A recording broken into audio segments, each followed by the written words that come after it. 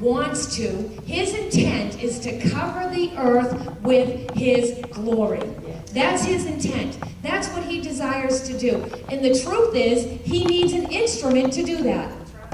That's what he needs. Guess who that instrument is? It's us. If we're willing to be vessels of glory, we will receive the glory of the Lord in and through our worship. We will become that conduit, basically. We ascend higher and higher in him. I don't care what level you're at. There's always another level. Whether you're just starting out this week or whether you've been in this 20, 30 years, there's always more that you can go get. There's always a place to ascend higher. As a matter of fact, in Revelations 4, it says that John heard a voice.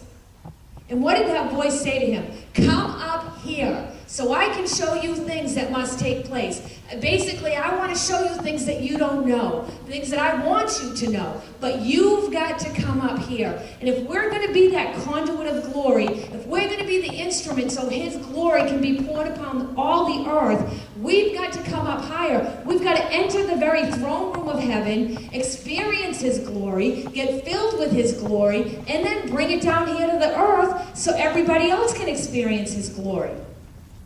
That's how we cover the earth with the glory of the Lord. And we've got to be the willing instrument. He's going to use an instrument. People here truly, some of them don't understand that's what they're crying out for, but they are crying out for the glory of the Lord.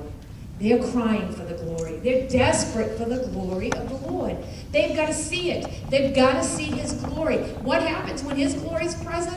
It's what Miss Kim was talking about. His miracle work and power. Signs and wonders start following you. You're not looking for signs and wonders. They're following you when you're walking in the glory of the Lord. So I had to ask myself when I was getting all this, can God's glory really exist here on earth?